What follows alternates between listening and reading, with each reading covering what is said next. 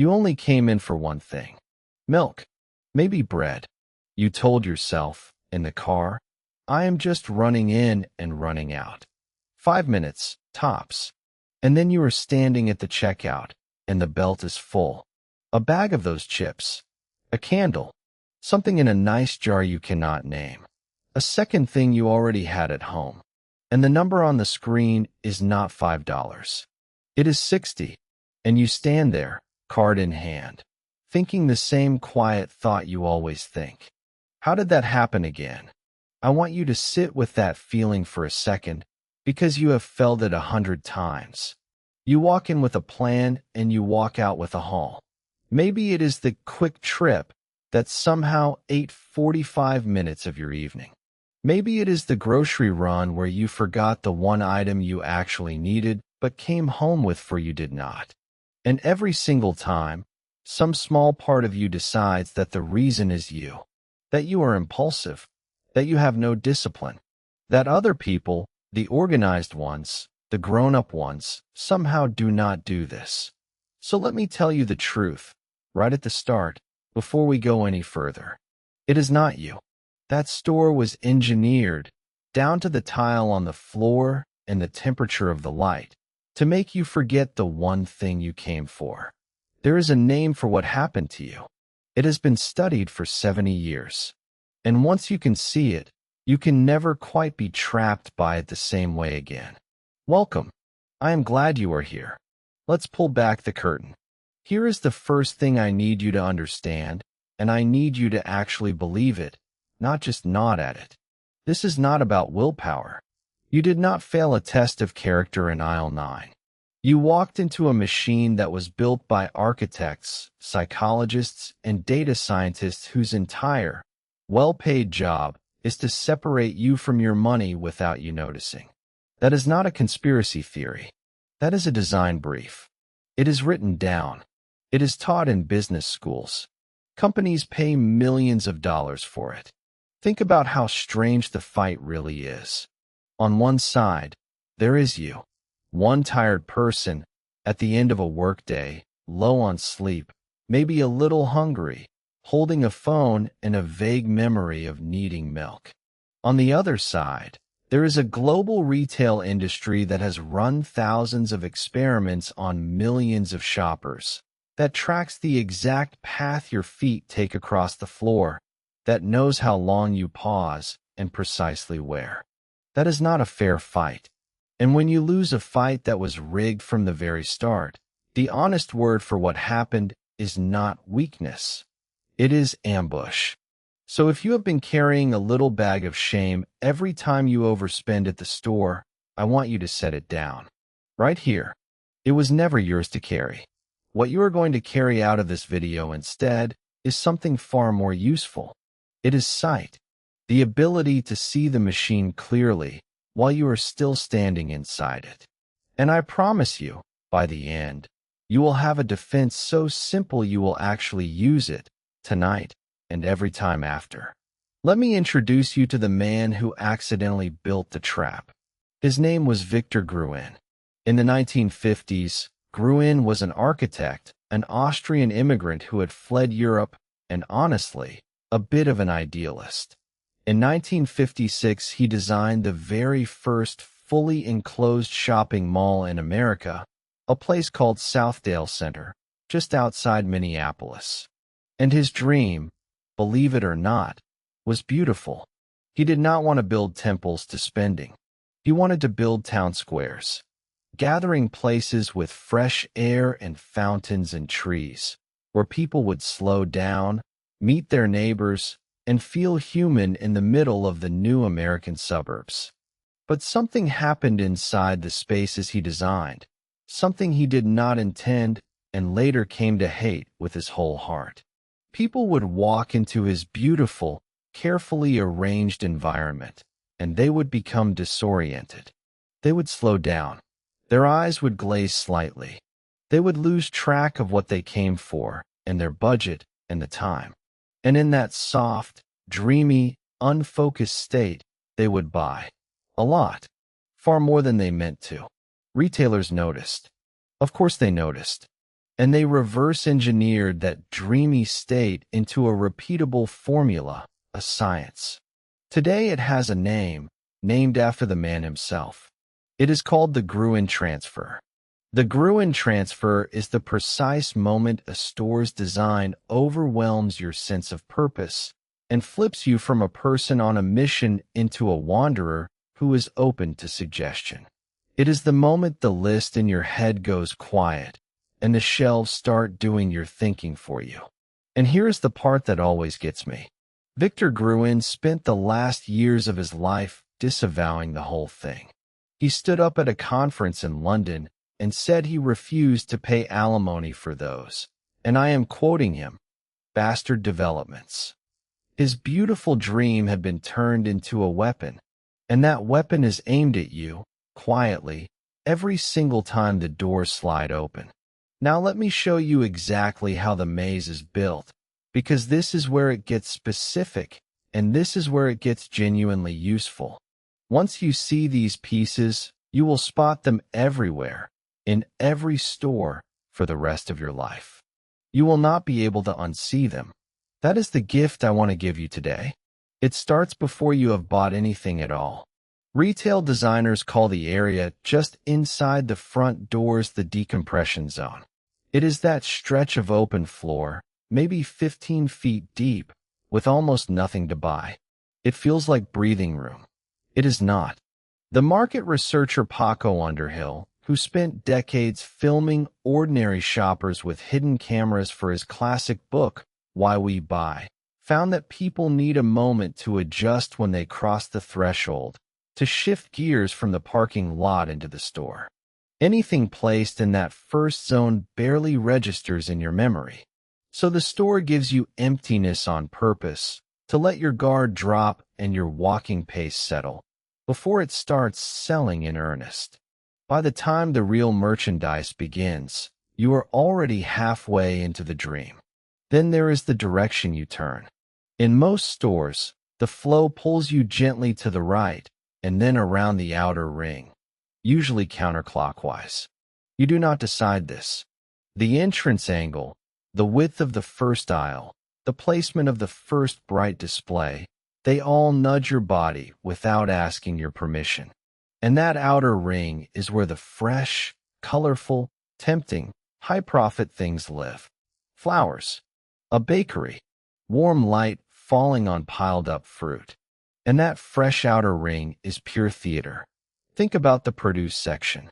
Have you ever heard the little roll of thunder, or seen the fine mist come down over the vegetables? That misting is not really about keeping them fresh. In fact, it can make some of them rot faster. It is there because glistening, dew-covered produce looks alive and abundant, and it makes you feel like you have arrived somewhere natural and good. Walk a little further to the butcher counter and notice the lighting change. The lights over raw meat are often tuned slightly red and warm, to make the meat look pinker, fresher, and more appetizing than it would under the plain fluorescent light 3 feet away. It is a stage, and the produce and the flowers and the bakery are all placed at the front for the same reason a restaurant seats beautiful people by the window. They set the mood for everything that follows. Speaking of the bakery, ask yourself why you can so often smell warm bread the second you walk in, even when the ovens are nowhere near the door. That scent is often pushed forward on purpose. Smell is wired directly into the oldest, most emotional part of your brain, the part that does not use words. It makes you feel warm, it makes you feel at home, and it makes you feel hungry. And a hungry shopper is a store's very favorite kind of shopper. That trick is so powerful it deserves its own episode.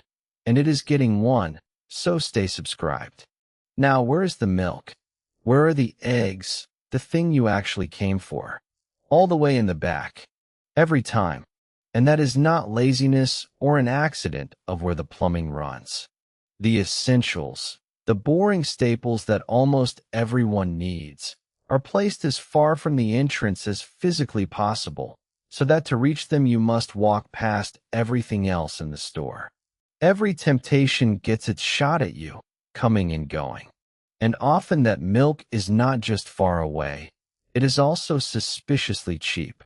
That is a trick with its own name, the loss leader. The store will happily lose a few cents on the milk, because the milk is just the bait that walks you past 100 things they make a healthy profit on. You came for one humble item in the far corner, and the store quietly made you march through its entire arsenal, twice, to get it. Now let me tell you about the single most brilliant, most invisible trap in the whole building, the one you push around with your own two hands. The shopping cart. It feels as natural and permanent as the floor. It is not. It was invented in 1937 by a grocery store owner named Sylvan Goldman in Oklahoma for one reason and one reason only, to solve a problem. His problem was that shoppers stopped buying the moment their handheld basket got too heavy or too full. They would head to the register simply because their arms were tired. So Goldman built a rolling cart to erase that limit, to let people keep piling things in long after their arms would have quit. And here is the amazing part. At first, shoppers refused to use it. Women thought it looked like a baby stroller. Men thought it looked weak, like they could not carry their own goods. So Goldman hired actors, models of all ages, to walk around his store pushing carts and looking natural and happy, until real customers felt comfortable copying them. He manufactured the trend. The cart in your hands was engineered, from its very first day, to defeat the natural moment your body tells you to stop. Sit with that for a second. Then there are the end caps. The end cap is that display at the end of each aisle, facing the main walkway, and it is one of the most valuable pieces of real estate in the whole building. Here is what you were never told. An item on an end cap is usually not on sale.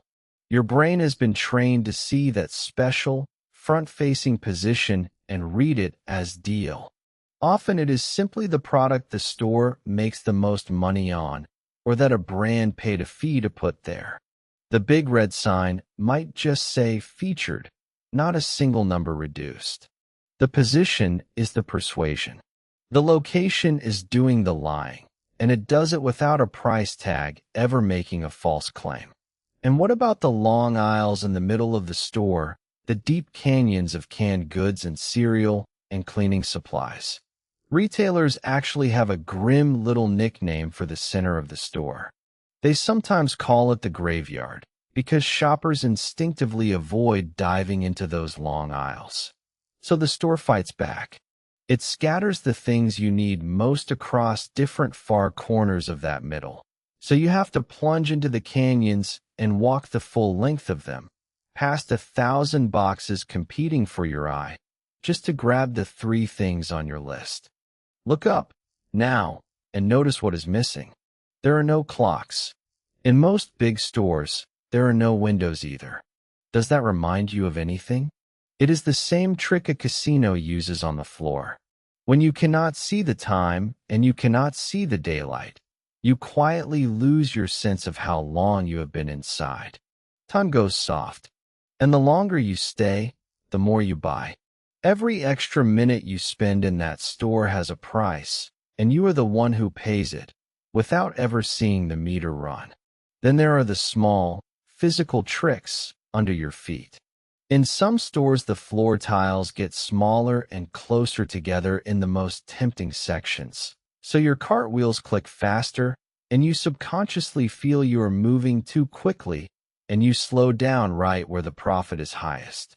The music is slow, because slow music slows your steps and lengthens your stay.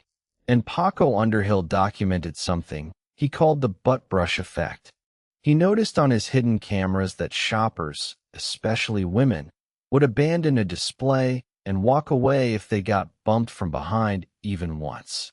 So good stores widen the aisles around the things they most want you to linger over, buying you space to stand still and be tempted in peace. Every inch of that floor is a decision someone made about your behavior.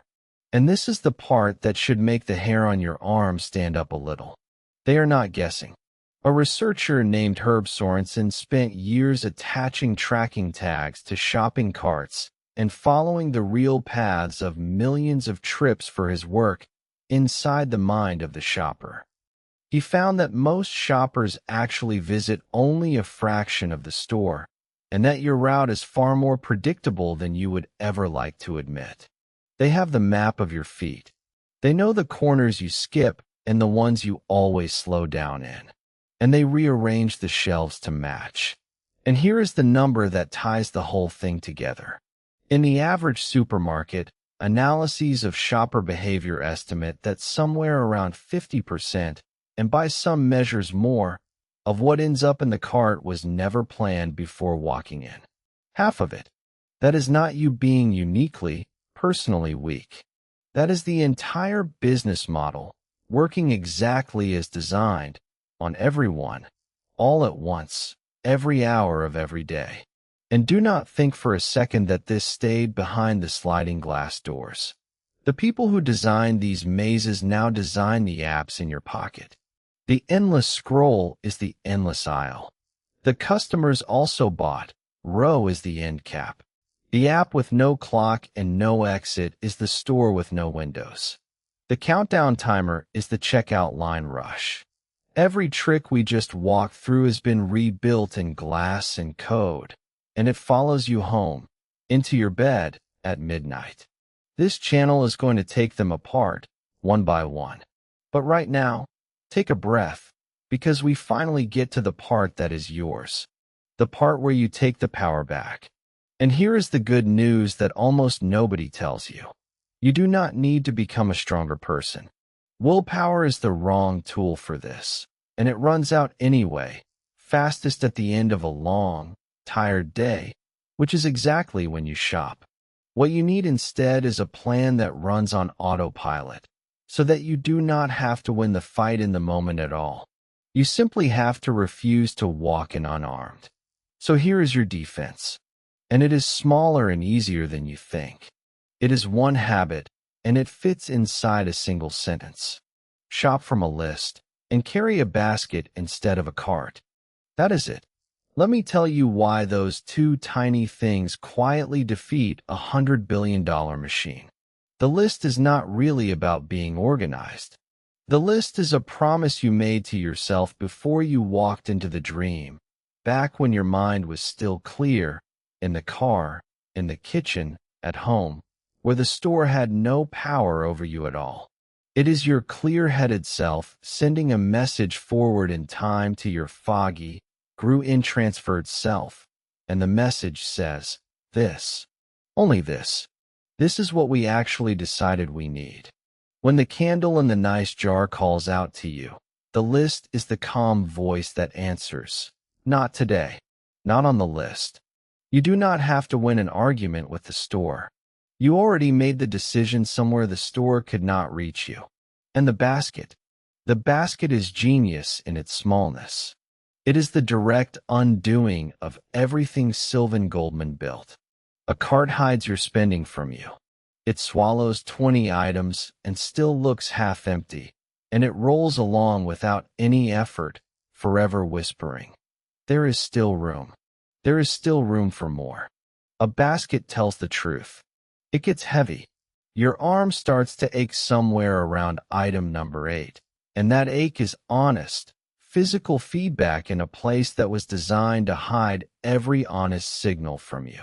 The weight in your hand pulls you up out of the dream and back into your own body, and your body says, plainly, that is enough now. Let's go home. And if you want one bonus move, a small one, here it is. Do not shop hungry. Eat something first, even a handful of nuts in the car. Hunger is the single biggest amplifier of every trick in that building, and we will get into exactly why in a future episode. But list in your pocket, basket on your arm, and a little food in your stomach. That is the whole defense.